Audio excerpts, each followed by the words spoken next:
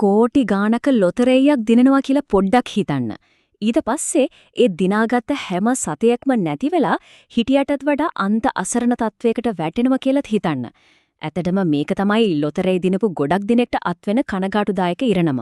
හැබැයි මේක බය වෙන්න ඕන කතාවක් නෙමෙයි. මේක අවසානයේදී හරිම ප්‍රබල විසඳුම ගෙනෙන විශ්ලේෂණයක්. අපි මේ කතාව පටන් ගමු ජැක් විට්ටකර්ගේ කම්පැනි කතාවෙන්. පුදුමම දේ තමයි එයා ලොතරැයිය දිනනකොටත් ඩොලර් මිලියන 10ක් වටින සාර්ථක ව්‍යාපාරිකයෙක්. ඒත් මේ හදිස්සි ධනස්කන්ධය එයාගේ ජීවිතයට ඇතුල් වෙලා දිනුම් මුදල විතරක් නෙවෙයි. එයා එතකොටත් හම්බ කරලා තිබුණු මුළු සල්ලිම විනාශ කරලා දැම්මා.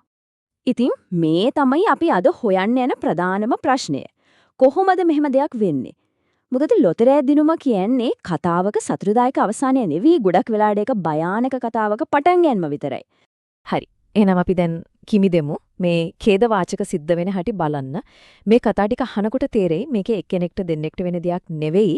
මේකේ භයානක රටාවක් තියෙනවා කියලා. මෙන්න බලන්න මයිකල් කැරොල්. වයස 9 දී කෝටිපතියෙක් වුණා. හැබැයි කිසිම සැලැස්මක් නැතුව එයා ඒ සල්ලි ගොඩ ගිනි තියනවා වගේ විනාශ කළා. ගෙදර මිදුලේ වාහන කඩන තරංග, නිමක් නැති පාටි, මත්ද්‍රව්‍ය. ඉතින් හිතන්නකෝ අන්තිමට ඉතුරුනේ මොනවද?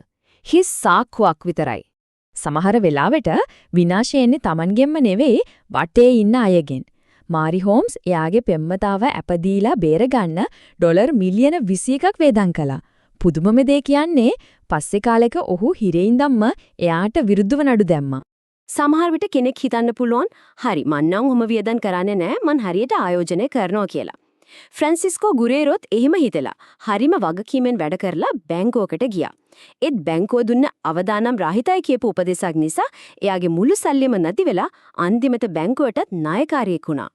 හරි, මේ කතා ටිකෙන් එක දෙයක් නම් පැහැදිලි. ප්‍රශ්නේ තියෙන්නේ සල්ලිවල නෙවෙයි. එහෙනම් ඇයි මේ ඛේදවාචක මෙච්චර සුලභව වෙන්නේ? අපි බලමු ඒකට හේතු වෙන්නේ මනෝවිද්‍යාත්මක සහ සමාජීය උගුල් මොනවද කියලා. ප්‍රධාන හේතු 4ක් තියෙනවා. 1. කිසිම මූල්‍ය සැලැස්මක් නැතිකම. 2. සල්ලි තියෙන බව දැනගත්තම වට වෙන වංචාකාරයෝ සහ හොරු. 3. නෑ කියන්න බැරි නිසා නෑදෑ හිතවතුන්ට උදව් කරලම හිඟන්නෙක් වෙන එක. 4 වෙනි සහ භයානකම හේතුව තමයි හැඟීම් වලට වහල් වෙලා තර්කයෙන් හිතන්නේ නැතුව තීරණ ගන්න එක. මේක කිව්වෙත් පවර්බෝල් ලොතරැයියක් දිනපු ටිමති ෂුල්ස් කියන කෙනෙක්. හිතන්නකෝ එක රැයකින් සාමාන්‍ය ජීවිතයක් ගෙවපු කෙනෙක්ගේ බැංකු ගිණුමට කෝටි ගාණක් වැටුණම මොළයට මොන වගේ කම්පනයක් දැනෙනව ඇතිද? ඒ මානසිකත්වයත් එක්ක හරියට හිතලා තීරණ ගන්න බැරි වෙනවා. හොඳයි. අපි ප්‍රශ්නේ ගැන ඇතිතරම් කතා කළා. දැන් තමයි මේකේ වැදගත්ම කොටස. මේ උගුලෙන් ගැලවෙන්න පුළුවන් ඒකට අවශ්‍ය වෙන්නේ තවත් සල්ලි නෙවෙයි, සම්පූර්ණයෙන්ම වෙනස්ම විදිහක මානසිකත්වයක්. අපි ඒකට කියනවා බිලියනපතියාගේ මානසිකත්වය කියලා. මේ වාක්‍යය තමයි ඒ මානසිකත්වයේ පදනම. ධනෙ කියන්නේ ලැබෙන මුදල් ප්‍රමාණය නෙවෙයි, ඒක රඳවා ගන්න තියෙන හැකියාව. ඒක හරියට වතුර පිරණු ටැංකියක් වගේ. ටැංකියේ හිල් ගොඩක් තියෙනවනම් උඩින් කොච්චර වතුර පිරෙවත් වැඩක් නැහැනේ. ඉතින් මේ මානසිකත්වයේ පළවෙනි නීතිය තමයි වත්කම් සහ වගකීම් අතර වෙනස හරියටම තේරුම් ගන්න එක. සරලවම කිව්වොත් වත්කම් කියන්නේ අපේ සාක්කුවට තවත් සල්ලි දාන දේවල්. වගකීම් කියන්නේ අපේ සාක්කුවෙන් සල්ලි අදින දේවල්. දුප්පත් මානසිකත්වයක් තියෙන කෙනෙක් සල්ලි ලැබුණම වගකීම් මෙලදී ගන්නවා. හැබැයි බිලියනපති මානසිකත්වයක් තියෙන කෙනෙක් වත්කම් මෙලදී ගන්නවා. දෙවනි සහ වැදගත්ම දේ තමයි චිත්තවේගීය විනය. ඒ කියන්නේ සතුටට, කේන්තියට, දුකට හෝ ආවේගයට සල්ලි සම්බන්ධ තීරණ නොගැනීම. අපි කලින් දැක්ක හැම කතාවකම කඩාවැටීමට මූලිකම හේතුව උනේ මේ විනය නැතිකමයි. හරි. දැන් මානසිකත්වය හදාගත්තා. ඊළඟට මොකද කරන්නේ? මෙන්න අපි මුලින්ම පොරොන්දු වුණු ඕනෙම කෙනෙකුට පාවිච්චි කරන්න පුළුවන් හරිම ප්‍රායෝගික මාර්ගෝපදේශය. දිනුම දැනගත් විකසම කරන්න ඕන අත්‍යවශ්‍යම දේවල් දෙකක් තියෙනවා. පළවෙනි එක වහාම ටිකට් එක පිටිපස්සේ අත්සන් කරලා අයිතිය තහවුරු කරන එක.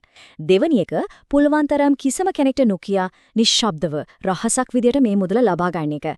මොකද ප්‍රසිද්ධිය කියන්නේ ප්‍රශ්නවලට කරන විවෘත ආරාධනාවක්. මේ සරල පියවර දෙකෙන් ජීවිතයක් බේරෙන්න පුළුවන්. මේ තමයි මුදල සදහටම පවත්වා ගැනීමේ රහස් සැලැස්ම.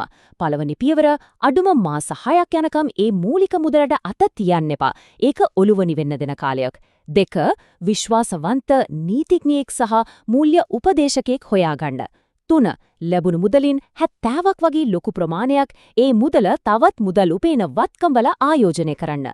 අවසාන සහ වැදගත්ම රහස කවදාවත් ඒ ආයෝජනය කරපු මූලික මුදල වියදම් කරන්න එපා. ඒ ආයෝජනයෙන් ලැබෙන ලාභයෙන් එහෙම නැත්නම් පොලියෙන් විතරක් ජීවත් වෙන්න.